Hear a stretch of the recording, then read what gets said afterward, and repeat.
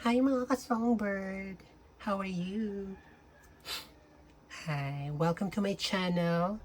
My channel since, I forgot, I think 2000, ano na ba to?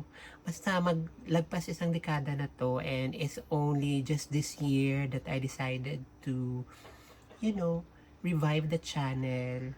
Kasi sayang naman, medyo mataas na yung view counts niya, and may mga around 260 subscribers na rin naman siya. So, medyo matagal akong hindi nag-upload kasi medyo nabusy ako sa life. I started uploading nung ano pa ako, high school be. Diba ang YouTube nag-start between 2005 to 2007 ba yun? Grabe yung humble beginnings ng YouTube dati.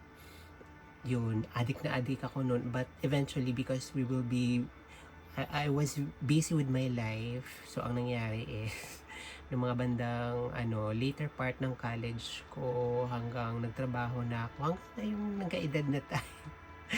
hindi ko talaga siya na-uploadan masyado. Na-uploadan ko siya once every 2 to 3 years, pero hindi palagi kasi medyo hindi ako nag-focus. But now, na I have the time, I'd like to revive it. The purpose of me reviving it is not really to monetize it or anything. Though, if ever na ma-monetize man siya, di thank you Lord. Pag hindi, okay lang din kasi ang purpose ko dati ng opening this YouTube channel is to put all of my wonderful memories of Asia Songbird performances now. But I think now, the purpose of the channel is not only to do that, but also para rin i-showcase yung mga bagay-bagay about kay Inang Songbird, which recently or a few weeks ago I uploaded my video footage of my meeting with Inay. After 30 years, thank you Lord, I was able to meet Ate Songbird.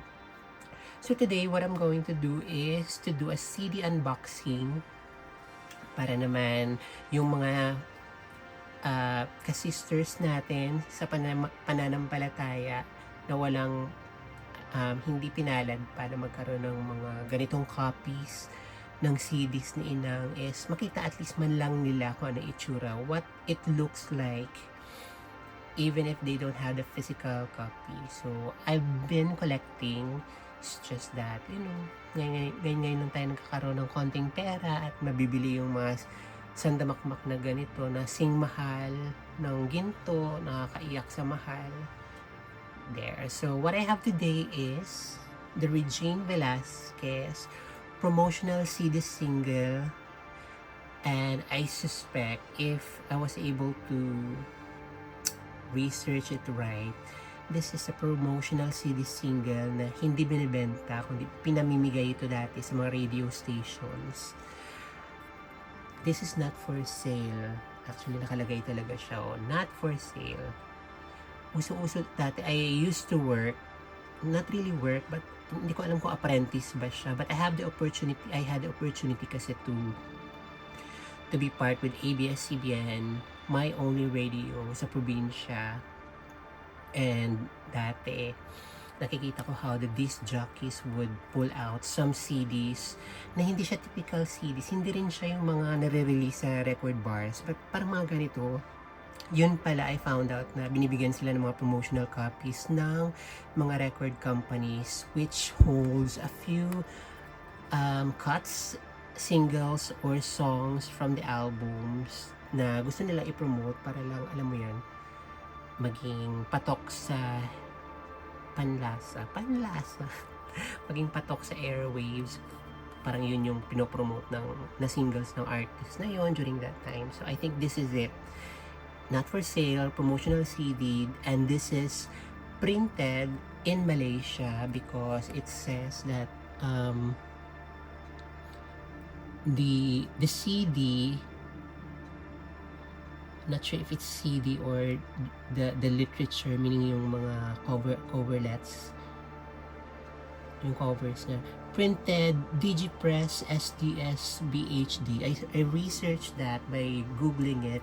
It pointed to Malaysia. So what I think this is pressed for Malaysian markets. So, ganito yung itsura. So, there is parang tags. In Love With You with Jackie Chu.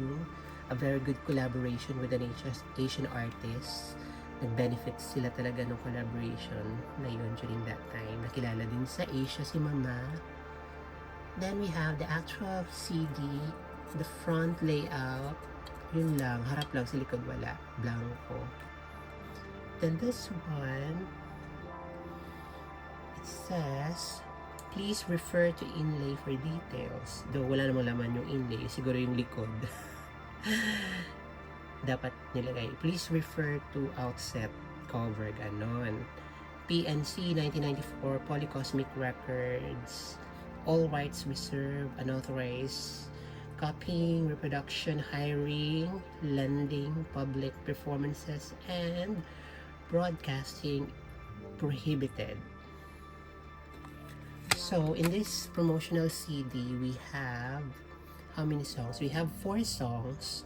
The first track is In Love With You, which is the duet with, Jackie Chu. Gwapo siya actually. Nagugwapuan ako kay Jackie Chu. Medyo malabo. Ayan. Then, Say You Love Me. It's a cover song ni Inang. I think this is from Patty Austin. I like, you know what? I like this cover of Say You Love Me kasi iniba niya talaga. Hindi siya yung soft, laid back na pagkakanta. Parang mabilis siya. Favorite ko to dati. Sa mga favorite ko yung Say You Love Me niya, yung mabilis. Mataas din yung pagkakanta niya. I'm lost in lonely harmony, I would die for you. So may mga kanta siyang kinary over from Reason Enough, which is Say You Love Me.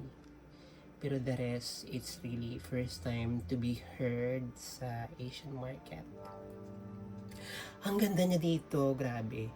So, based at Chica, this, if I'm not mistaken, the pictorial that was made in Hong Kong. Ang ganda niya dito. Kayo, anong favorite nyo na kanta niya sa Regine?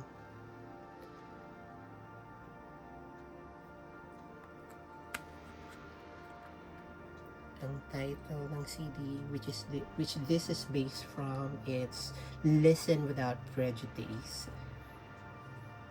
It's a good statement for a CD album kasi diba, she is a Filipino trying to penetrate the Asian market and yet parang ang hirap. So it's like a statement to say that please listen without, giving me criticism based on my race and everything. So I think it's a good statement to tell them that may talent din kami, no? We can be singers of our own right. There. In fairness, maganda yung In Love With You. Pero bet ko talaga yung Say You Love Me. You know that it could be nice if you only say you love me. Char. I'm lost in lonely harmony. Medyo nabuburingan ako pero okay naman siya. I remember thinking love was a boy's game. Break your heart. Parang ganon. Pero hindi ko siya bet. I Would Die For You. This is a revival actually. I only found out later on na revival song pala to. It's a Canadian song. I'm not sure pero I'll try to on my next. Kita mo, it's a song based in Canada, Polygram Songs, Girl on the Moon, Sokan. So I can only say, nakalimutan ko yung artist pero alam ko revival din siya. I Would Die For You. Mataas din yung boses. Hindi mataas yung boses ng kumanta pero ni-revive niya talaga ng bonggang-bongga yung I Would Die For You. I would die for you. I would die you. I would die for you. kahit sharp. Diyos ko. Yeah, yeah, yeah, yeah, yeah, yeah, yeah. Yeah, yeah, yeah.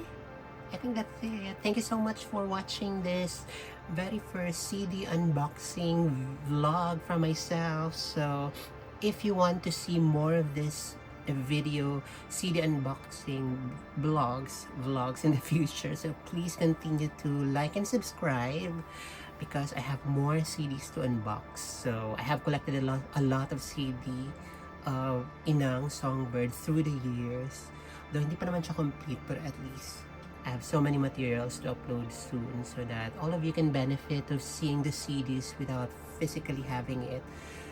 I hope someday all of us can have, pero napaka-limited edition na kasi siya. So, still praying that we're able to complete it through the years bago man lang tayo mamatay. Chat! See you again in the next vlog. Bye!